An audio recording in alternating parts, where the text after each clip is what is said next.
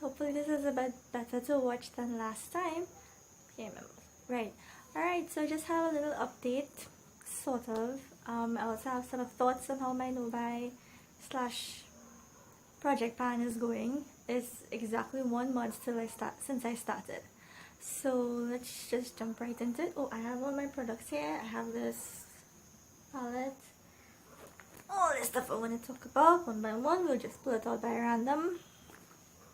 Right, so I'm going to talk about my thoughts on the makeup products themselves first, and then I'll go into like all the different minimalism videos I've been watching and, you know, see how I feel about them and how it's been affecting me and my buying, right? Alright, so the first thing we're going to go into is this palette, which I said had the Mi Vida Loca plus some random singles in it. I do not really care for the Kat Von D formula.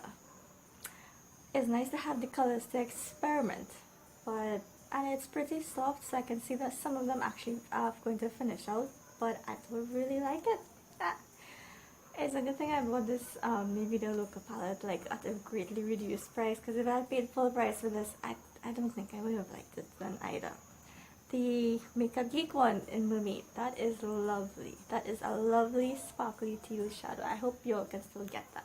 I haven't really delved too much into these because these are kind of old, and to be honest, they don't perform as well, so I don't think this will even be in the next update. But like I said, it's nice to have all these colors, and especially when things like Smoke Sessions are coming out.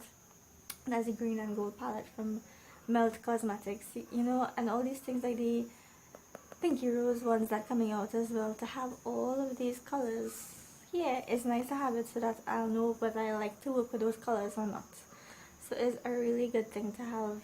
Just, I don't like the formula too much, but we'll see how far I get. Next thing I'm talking about this Becca palette. I'm actually seeing some progress in it. Oops, sorry about the blinding. Right, I'm seeing some progress in it, right?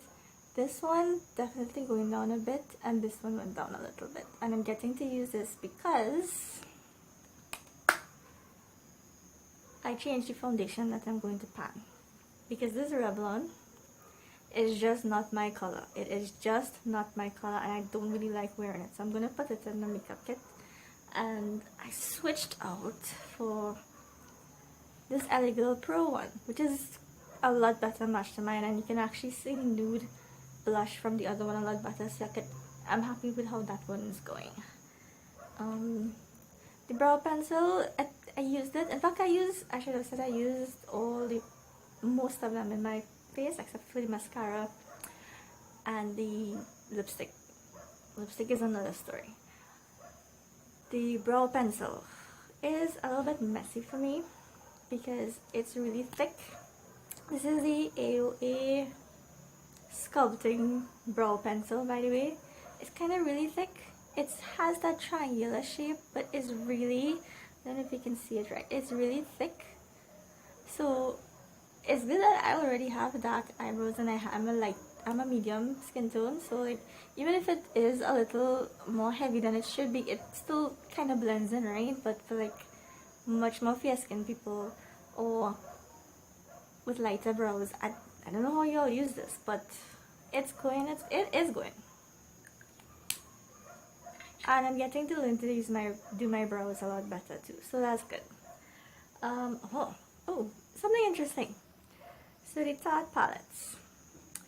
I had forgotten how much I loved this formula. It's a kind of cream to powder thing that a lot of people, well, from the reviews that I've seen, they don't know how to use it. So, or it's not working well for them. As you can see, there's quite a bit, how not to get the light. Right, so as you can see, there's quite a bit of dips in them, especially this one and this one. So I might hit pan pretty soon. I'm actually wearing this one, and this one on my eyes today. Can't really see too well in this light. I mean, you can kind of see something. I think it's a nice, it gives a nice glowy, not shimmery, not sparkly, but it's a nice glowy look that I really, really like. And I actually have, hold on. Right, so I actually have the volume 2 to it, and mixing these two together, especially like using this dark blue shade with like the taupe in this one and whatnot, you get some really nice looks. So the thing is, I'll probably focus on this, but I will pull in this every now and then just to complete the look, or add a liner, or just add a little difference. And then I'll probably be working on this one, because I think this one is kind of starting to go off a little, but I love it, so I'll make sure I'll use it. As far as getting the shadows to work, I have two brushes that I really like to use with them. So first, this one is a mini shader brush from MAC that I bought years and years ago. And then this is also a small shader, but it's from NickaK. And it works, the bristles work really good because they're really short and thick and a little stiff. So it picks. Hey! Alright, so my camera just decided to stop recording. Don't know why. I have a time limit on it. Alright, so I'll talk fast. So what I was saying was that this brush picks up the cream-ish formula very well and applies it really well. So if you have that palette and you have problems applying it, I suggest looking for a brush like this, and it will really help you. Right. So I swapped out a couple other things. One thing I had wanted to use out was some hair products from Living Proof. Now, one of them was a styling gel and the other one was a straightening serum spray thing. The styling gel went bad because the first time I used it, I just ended up with a lot of white stuff in my hair like all day, and everybody's asking, was that in your hair? Like, no, throwing that away. And the other thing that, the straightening serum is a heat activated one, and I don't straighten my hair anymore because I'm trying to grow it out and get it back nice and thick and get the curls.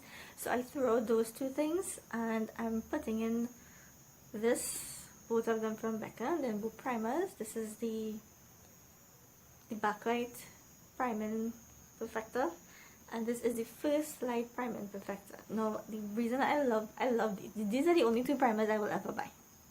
Hands down, they're the only two primers I'll ever buy because every single foundation that I put on it looks lovely. But I bought this less than a year ago, and it's about halfway.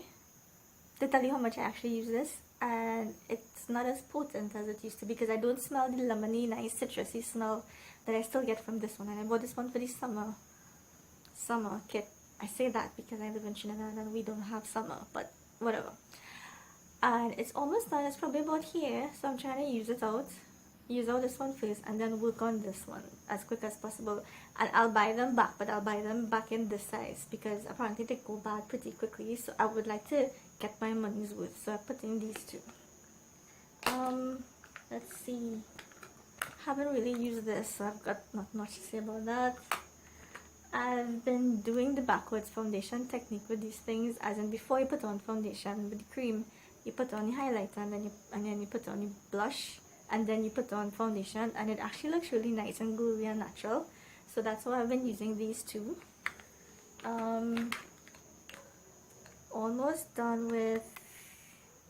Right, so I'm almost done with this. Just have maybe about 4 or 5 more uses out of it, so that's good. At least with this shade.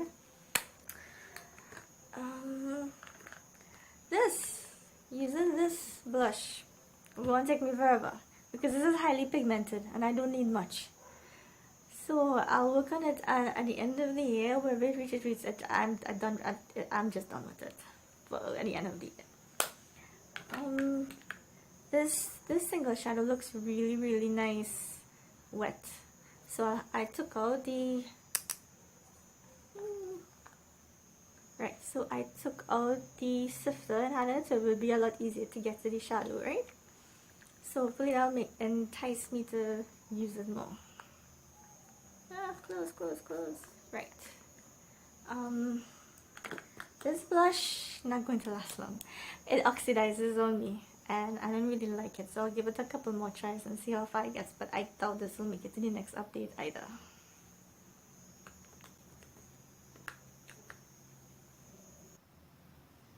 Right, just a couple more things to talk about. So this was the face set from Viseart that I was trying to use up because I thought it was kind of going bad, and I don't like this highlight at all. It looks really white. It's not white, it's a silvery pink that I can't get the correct color to show up, but it's a silvery pink that I don't like at all. So I don't think I'll ever actually use that, but I will use the blush, and this bronzer is actually really nice. After you get past the first layer, it's very satiny and soft, and it goes on really nicely, effortlessly. So I really like this. So I don't mind using this one at all every single day. I think that was all as far as products were concerned. So the only thing I have left to talk about is the shift in this project pan. So initially, I think last time I said I was going to try to use them up. I have too much makeup and I enjoy doing too many different things to focus solely on these items that I have here. So what I've been doing is that every time I go out, I use one of my nicer palettes or my nicer makeup or something that I really enjoy using. So I rotate that as well, so that I'm getting the use out of my palettes, and not just palettes but lipsticks and so forth. Oh, I forgot to talk about the lipstick. I don't like those old formulas of lipstick. That is an old formula. I don't enjoy it at all. So I'll wear it to work because it's just work, and as soon as I get fed up of that or the year finishes, whichever one comes first, I'm throwing that out, because there are much better formulas of lipsticks right now, and I do like some of the liquid lipsticks that I do prefer to use. So yeah, I don't like those lipsticks. It's normal bullet lipsticks from Maybelline from back in the day. So I mean, I know you're supposed to throw out makeup, so I probably really should throw it out. Right, so getting back to the shift of the project panel.